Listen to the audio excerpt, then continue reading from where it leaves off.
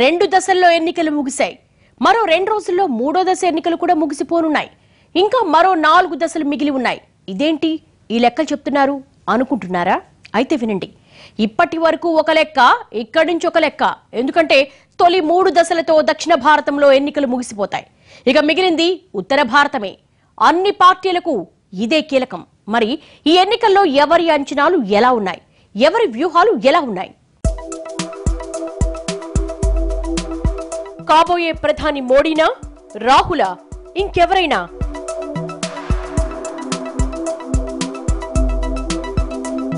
విజయం కోసం ఎవరి లెక్కలు ఎలా ఉన్నాయి?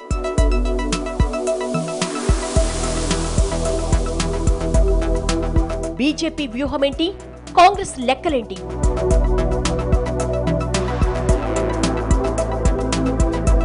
ప్రధాని పీఠంపై ప్రాంతీయ పార్టీల ఎత్తుగడలేంటి?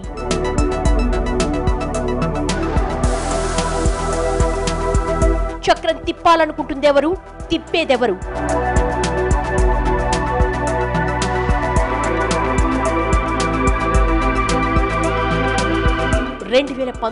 సార్వత్రిక సమరంలో ఇప్పుడు పార్టీలన్నీ తమ వ్యూహాలకు మరింత పదును పెడుతున్నాయి. తొలి 2 విడతలు పూర్తయ్యాయి. ఈ నెల 23న జరగబోయే 3వ విడత ఎన్నికలతో ఇక పూర్తిగా దక్షిణాది ఎన్నికలకు ముగింపు పడినట్లే. ఆపై మిగిలిన 4 విడతల్లో ఎక్కువ స్థానాలకు ఎన్నికలు జరిగేది ఉత్తరాదినే. నిజానికి 2 జాతీయ పార్టీలకు, కేంద్ర పీఠాల్ని శాసిస్తున్న ప్రాంతీయ పార్టీలకు ఉత్తరాదే కీలకం. అందుకే జరగబోయే ఎన్నికల్లో ఎలాగైనా మెజార్టీ స్థానాలు దక్కించుకొని కేంద్ర పీఠాల్ని ఏలడానికి అన్ని పార్టీలు వ్యూహాత్మకంగా అడుగులేస్తున్నాయి.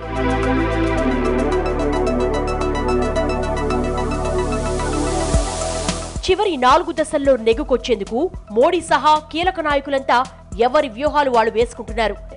సరిగ్గా 5 ఏళ్ల కిందట ఎన్నికల్లో చరిత్రలో లేనంత కనిష్ట స్థాయికి పడిపోయింది కాంగ్రెస్. ఇక మళ్లీ ఆ పార్టీ కోలుకోవడానికి చాలా కాలం పడుతుంది అనుకున్నారు. కానీ మోడీ గత 5 ఏళ్లలో తీసుకున్న నిర్ణయాలు అనూహ్యంగా కాంగ్రెస్ కు అనుకూలంగా మారాయి.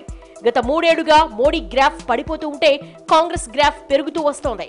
అనూహ్యంగా గత ఏడాది 5 రాష్ట్రాల ఎన్నికల్లో కాంగ్రెస్ 3 బీజేపీ పాలిత రాష్ట్రాల్లో జెండా ఎగరేసి సత్తా చాటింది. ఇప్పుడు కూడా అదే జోష్తో ఈ ఎన్నికల్లో దూసుకెళ్తోంది. త్వరలో జరగబోయే చివరి 4 దశల ఎన్నికల్లో 160 స్థానాల్లో బీజేపీ, కాంగ్రెస్ మధ్య హోరాహోరీ ఉంది. ఇప్పుడు ఆ స్థానాలు ఎవరికి దక్కుతాయన్నదే సర్వత్రా ఆసక్తి. ఆ స్థానాల్లో ఎవరు ఎక్కువ సీట్లు దక్కించుకుంటారో, దాదాపుగా కేంద్రంలో అధికారంలోకి వచ్చేది కూడా వాళ్లే అన్నది రాజకీయ నిపుణుల అభిప్రాయం.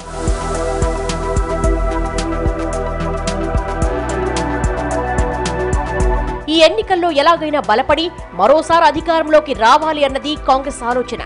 తమకు పూర్తి మెజార్టీ రాదని తెలిసినా సాధ్యమైనంత వరకు బలాన్ని పెంచుకొని ఆపై సంకీర్ణ సూత్రాలతో యూపీఏ 3 ఏర్పాటు చేయాలి అన్నది కాంగ్రెస్ వ్యూహం. ఇందుకోసం చాలా అంశాలు తమకు సానుకూలంగా ఉన్నాయని లెక్కలేసుకుంటోంది. ముఖ్యంగా దక్షిణాదిన ఒక్క కర్ణాటక మినహా బీజేపీకి ఎక్కడా బలగం లేదు. దీంతో దక్షిణాది ఉన్న సీట్లతో మెజార్టీ సీట్లు దక్కించుకోవాలన్నది కాంగ్రెస్ ఆలోచన. కర్ణాటకలో ఎలాగూ కాంగ్రెస్ హవా నడుస్తోంది. తమిళనాడులో డీఎంకేతో పొత్తు పెట్టుకుని అడుగులేస్తోంది. కేరళలో కూడా ఇదే విధంగా అడుగులేస్తోంది. అంటే దక్షిణాదిన బీజేపీకి ఎలాగూ సీట్లు రావు, కానీ ఇదే టైంలో తమ బలాన్ని పెంచుకోవాలి అన్నది కాంగ్రెస్ ఆలోచన. దానికి అనుగుణంగానే ప్రచారంలో దూసుకెళ్తోంది.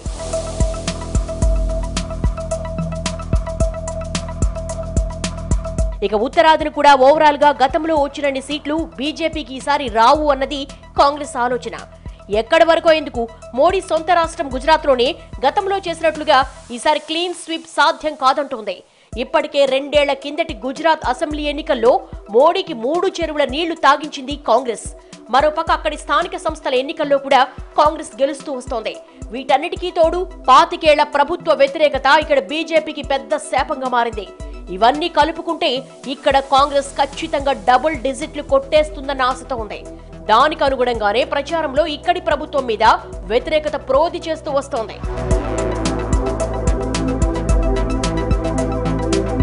ఇక ఉత్తరాదిన అతిపెద్ద రాష్ట్రం, మోడీకి ఆయువు పట్టుగా నిలిచిన రాష్ట్రం యూపీ. గత ఎన్నికల్లో 72 స్థానాల్లో నెగ్గుకొచ్చిన బీజేపీ ఇప్పుడు ఇక్కడ గడ్డు పరిస్థితులు ఎదుర్కొంటోంది. రాజకీయంగా తమ వైరాన్ని పక్కనబెట్టి 25 ఏళ్ల తర్వాత ఎస్పీ, బీఎస్పీలు ఒక్కటయ్యాయి. వీళ్ళిద్దరూ ఒకటైతే ఏమవుతుందో గత ఏడాది బైపోల్స్ లోనే తెలిసొచ్చింది. ఇప్పుడు ఈ మహాకూటమితో పాటు కాంగ్రెస్ కూడా కమలనాథులకు గట్టి పోటీ ఇస్తోంది. దీనికి తోడు ప్రాంతీయ పార్టీలు కూడా ఓట్లు చీల్చేందుకు వ్యూహాత్మకంగా ముందుకెళ్తున్నాయి. ఇవన్నీ చూస్తుంటే ఇక్కడ కూడా బీజేపీకి కష్టమే అన్నది కాంగ్రెస్ ఆలోచన. ఇక దేశ రాజధాని ఢిల్లీలో కూడా కాంగ్రెస్, ఆమ్ ఆద్మీ పార్టీలు బీజేపీకి గట్టి పోటీగా కలిసి దూసుకెళ్తున్నాయి. ఇక్కడ ఉన్నది తక్కువ ఎంపీ సీట్లే అయినా బీజేపీకి ఒక్క సీటు దక్కకూడదన్న వ్యూహంతో ముందుకెళ్తోంది కాంగ్రెస్. ఇక వెస్ట్ బెంగాల్లో కూడా మమతా బెనర్జీ కమలనాథులపై యుద్ధమే చేస్తోంది. ఇప్పుడున్న రాజకీయ పరిస్థితులను బట్టి మెజార్టీ సీట్లు తృణమూల్కే దక్కేలా ఉన్నాయి. ఇక ఆ తర్వాతి స్థానంలో కాంగ్రెస్ కానీ కామ్రేడ్లు కానీ నిలబడేందుకు ప్రయత్నిస్తున్నారు. అంటే ఇక్కడ బీజేపీకి మొండి చెయ్యి అన్నమాట. ఇక ఉత్తరాదిన మరో పెద్ద రాష్ట్రం పంజాబ్ లో ఎలాగూ కాంగ్రెస్ అధికారంలో ఉంది. దీనికి తోడు ఇక్కడ శిరోమణి అకాలీదళ్ కూడా బీజేపీకి వ్యతిరేకంగా దూసుకెడుతోంది. ఇక రాజస్థాన్, ఛత్తీస్గఢ్, మధ్యప్రదేశ్ లో 3 బీజేపీ పాలిత రాష్ట్రాల్లోనూ ఇప్పుడు కాంగ్రెస్ జెండాయే ఎగురుతోంది. తాజా విజయంతో దేశవ్యాప్తంగా కాంగ్రెస్ గ్రాఫ్ బలపడింది. ఇక్కడ కాంగ్రెస్ జెండా ఎగిరి ఇంకా 6 నెలలు కూడా దాటలేదు. అంటే ఇక్కడ వాళ్ళ హవాయే ఉంటుంది. ఉత్తరాదిన కాంగ్రెస్ పాలిత రాష్ట్రాల్లో కాషాయ జోరు కాస్త తగ్గిందనే చెప్పుకోవాలి. వీటితో పాటు కాశ్మీర్ లో కూడా కమల దళానికి ఎదురుగాలే వీస్తోంది. అట్టహాసంగా ఇక్కడ పీడీపీతో కలిసి బీజేపీ అధికారంలోకి వచ్చాక కాశ్మీర్ పరిస్థితి పెనం మీద నుంచి పొయ్యిలోకి పడ్డట్టయింది. కాశ్మీర్ ప్రస్తుత పరిస్థితి బీజేపీ వైఫల్యమే కారణమని అక్కడి ప్రాంతీయ పార్టీలు పెద్ద ఎత్తున ప్రచారం చేస్తున్నాయి. ఇక్కడి కాంగ్రెస్, పీడీపీ సహా ఒమర్ అబ్దుల్లా వంటి వాళ్ళు కూడా బీజేపీకి వ్యతిరేకంగా గళమెత్తుతున్నారు.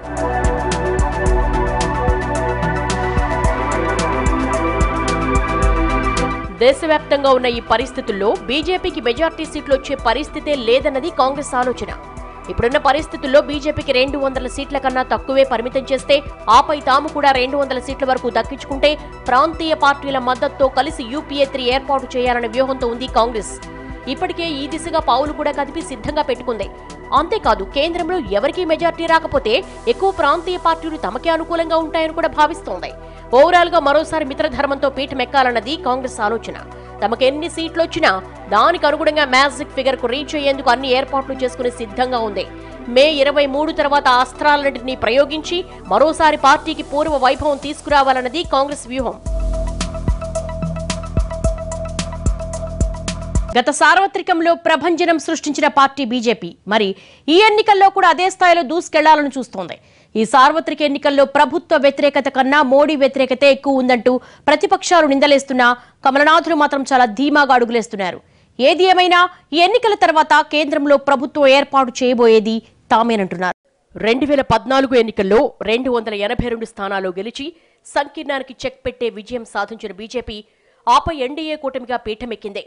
కానీ ఎన్నికల ముందు వచ్చేసరికి మాత్రం బీజేపీ పరిస్థితి పూర్తిగా రివర్స్ అయిపోయిందనే చెప్పుకోవాలి. గత ఏడాది అన్నింటా వరుస ఓటములతో ఎన్నికల ముందు నిలబడింది. ఇక ఎన్డీఏ కూటమిలో కూడా రాశిలో చూడటానికి అర కౌరవ సైన్యమన్ని పార్టీలున్నట్లు కనిపిస్తున్నా వాస్తవంగా మాత్రం అందులో వాసిలో ఉన్నవి కొన్నే.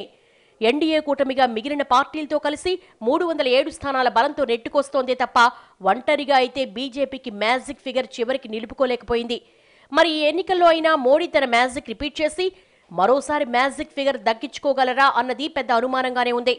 గత ఎన్నికల్లో టార్గెట్ 272 అంటూ దూసుకొచ్చిన బీజేపీ ఈ ఎన్నికల్లో మిషన్ 350 అంటూ అడుగులేసింది. దక్షిణాదిన బీజేపీకి దృష్టి కేవలం కర్ణాటక మీదే ఉంది. అందుకే ఆ ఒక్క రాష్ట్రంలో తప్ప మిగిలిన రాష్ట్రాల్లో అనుకున్నంత స్థాయిలో మోడీ షాలిద్దరూ ప్రచారం చేయలేదు. ఏదో ఇక్కడ తూతూ మంత్రంగా ప్రచారం ముగించేసి దృష్టంతా ఉత్తరాది మీదనే పెట్టారు. ఈ ఎన్నికల్లో బీజేపీ బలం మోడీ షాలే. ఇంకా చెప్పాలంటే బీజేపీ బలహీనత కూడా వాళ్ళిద్దరే. కీలెరిగి వాత పెట్టడం అన్నది మోడీకి తెలిసినంతగా బహుశా మరెవ్వరికీ తెలియకపోవచ్చు. దానికి 5 ఏళ్లలో ఎన్నో నిదర్శనాలు కనిపించాయి, ఇప్పుడు కూడా కనిపిస్తున్నాయి. 2014లో మోడీ అనూహ్య విజయానికి మూల కారణం అమిత్ షా రాజకీయ వ్యూహాలే. ఇప్పుడు కూడా అదే స్థాయిలో రాజకీయ వ్యూహాలతో ముందుకెళ్తున్నారిద్దరు. అప్పటికే రాజకీయంగా తమ ముందున్న ఇబ్బందులు తొలగించుకుంటూ వెళ్లడమే కాదు, కూటమిలో కొట్లాటలను కూడా సరిచేసుకున్నారు. ఇక తమపై విమర్శలు చేసిన భాగస్వామి పార్టీలను దారికి తెచ్చుకున్నారు. మహారాష్ట్రలో శివసేనతో పొత్తు అక్కడ బీజేపీకి మేలు చేసే అంశమే. బీహార్లో కూడా అధికార పార్టీతో పొత్తు కూడా కమలనాథులకు కలిసొచ్చే అంశమే. ఇక 2014లో మోడీ హవాను అడ్డుకున్న ఒడిశాలో కూడా రాజకీయాలను ఇప్పటికే చక్కబెట్టేశారు.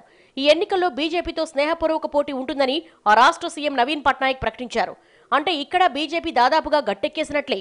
ఈశాన్య రాష్ట్రాల్లో ఆర్ఎస్ఎస్ సాయంతో బలపడిన బీజేపీ ఇప్పుడు అదే వ్యూహంతో ముందుకెళ్తోంది. ఉత్తరాదిన ప్రతి 2-3 నియోజకవర్గాలను రీచ్ అయ్యేలా భారీగా బహిరంగ సభలు ప్లాన్ చేస్తూ వెళుతోంది. ఈ సభలతో పాటు అవసరమైతే బీజేపీ బ్రహ్మాస్త్రమైన హిందుత్వ ఎజెండాను పైకి తీసుకొచ్చింది. ఇప్పటికే హార్డ్ కోర్ ఆర్ఎస్ఎస్ వాదులంతా ప్రచారంలో బిజీగా ఉన్నారు. యోగి ఆదిత్యనాథ్, సాధ్వి ప్రజ్ఞా సింగ్ ఇలా చెప్పుకుంటూ పోతే హిందుత్వ ఎజెండాకు బ్రాండ్ అంబాసిడర్లుగా ఉన్న వాళ్ళందరినీ ప్రచార బరిలోకి దించేసింది. అన్నిటికన్నా ముఖ్యంగా తమకు కీలకమైన యూపీలో గత ఎన్నికల్లో అమలు చేసిన స్ట్రాటజీని అమలు చేస్తోంది. 7 విడతల్లో యూపీ ఎన్నికలు నిర్వహించడం వెనుక అసలు కారణం మోడీ షా స్ట్రాటజీయే అన్న విమర్శలు కూడా వినిపిస్తున్నాయి. ఇలా తమకు కష్టంగా ఉన్న వెస్ట్ బెంగాల్, యూపీ, రాజస్థాన్, బీహార్ వంటి రాష్ట్రాల్లో ఇన్నేసి విడతల్లో ఎన్నికలు జరగడం వెనుక ఇదే కారణమని తెలుస్తోంది. ఈ వ్యూహాలే కాదు, గత 5 ఏళ్లలో తమపై పెళ్లిబికిన వ్యతిరేకతను కూడా తగ్గించుకుని ముందుకెళుతోంది. నోట్ల రద్దు, జీఎస్టీల మీద వ్యక్తమైన వ్యతిరేకత ఇప్పుడు అంతగా లేదని భావిస్తోంది. జీఎస్టీలో స్లాబుల మార్పుల తర్వాత ప్రజలకు తమపై ఉన్న ఆగ్రహం తగ్గిపోయిందన్నది కమలనాథుల భావన. ఇక తాజాగా జరిగిన సర్జికల్ స్ట్రైక్స్ లో తమ వైఫల్యాలు కూడా ప్రజలు మర్చిపోయారని అనుకుంటోంది. వీటికి తోడు కొన్ని నెలల కిందట మెరుపుల తెరపైకి తెచ్చి వారం తిరగకుండానే ఈబీసీ బిల్లును కాస్త చట్టంగా మార్చేసిన మోడీ దాదాపు అగ్రవర్ణాలందరి మనసులు కొల్లగొట్టారనే భావనలో ఉంది బీజేపీ. ఈబీసీ బిల్లు తమను ఈ ఎన్నికల్లో భారీగా గట్టెక్కిస్తుందని బీజేపీ నమ్ముతోంది. దీనికి తోడు ఈ ఏడాది బడ్జెట్లో ప్రకటించిన ఆదాయ పన్ను మినహాయింపు, రైతులకు ఆర్థిక సాయం వంటివి కూడా కలిసొస్తాయన్నది కమలనాథుల ఆలోచన. ఇలాంటి నమ్మకాలే కాదు, ఒకవేళ ఎన్నికలయ్యాక ఏమైనా తేడా జరిగి మ్యాజిక్ ఫిగర్ చేరుకోకపోతే అప్పుడేం చెయ్యాలన్నది కూడా ఇప్పటి నుంచే వ్యూహం సిద్ధం చేసుకుంది. ఇందుకు కావాల్సిన ఏర్పాట్లన్నీ తెర వెనక పూర్తి స్థాయిలో జరిగిపోయాయి. మ్యాజిక్ ఫిగర్ చేరుకునేలా ఎన్డీఏ పార్టీలు వెన్నంటే ఉంటాయి.